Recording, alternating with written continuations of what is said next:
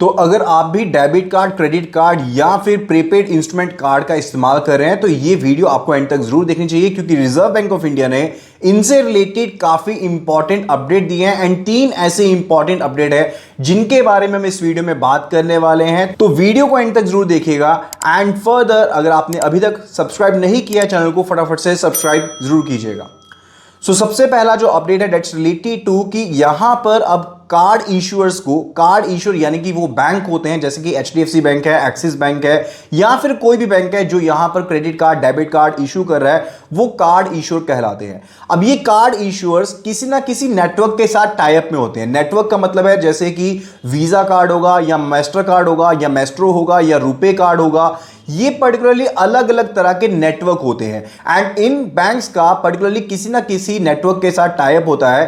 And further ये जो card issuers होते हैं इनके कार्ड से रिलेटेड डिफरेंट वेरिएंट हो सकते हैं। जैसे कि हो सकता है कि जैसे एसबीआई का प्लेटिनम कार्ड है तो वो हो सकता है कि सिर्फ और सिर्फ वीजा के साथ ही टाइड अप हो, ठीक है। इसी तरह से एचडीएफसी का मिलेनिया कार्ड है जो कि हो सकता है सिर्फ और सिर्फ वीजा के साथ टाइड अप हो। तो इसके रिलेटेड यहां पर रिजर्व बैंक ऑफ इंडिया ने गाइडलाइंस दी हैं कि कोई भी जो बैंक इश्यूअर है वो यहां पर पर्टिकुलरली किसी भी ऐसे नेटवर्क के साथ यहां पर टाई अप नहीं कर पाएगा कि वो सिर्फ और सिर्फ उसी नेटवर्क के थ्रू ही उस कार्ड के वेरिएंट को इश्यू करेगा।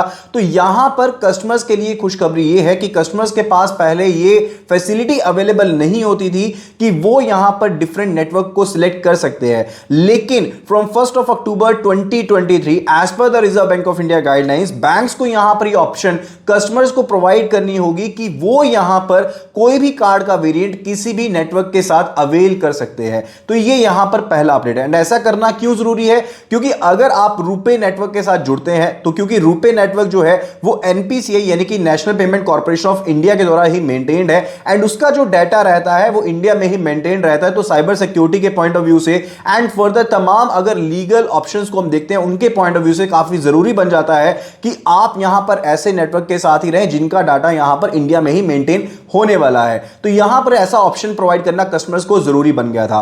अब सेकंड जो चीज है दैट्स रिलेटेड टू कि बैंक्स को यहां पर यह कहा गया है, यानी कि कार्ड इश्यूअर बैंक्स जो हैं उनको यह कहा गया है कि आप अपना कोई भी टाई अप ऐसे नहीं कर सकते हैं किसी पर्टिकुलर नेटवर्क के साथ कि हम इस कार्ड का ये वेरिएंट सिर्फ और सिर्फ आपके साथ ही इशू करेंगे। तो इसके रिलेटेड भी उनको रिस्ट्रेन किया गया है, ये गाइडलाइंस उनको दी गई हैं एंड 1 अक्टूबर 2023 से बैंक्स को इन गाइडलाइंस को पूरी तरह से मानना पड़ेगा।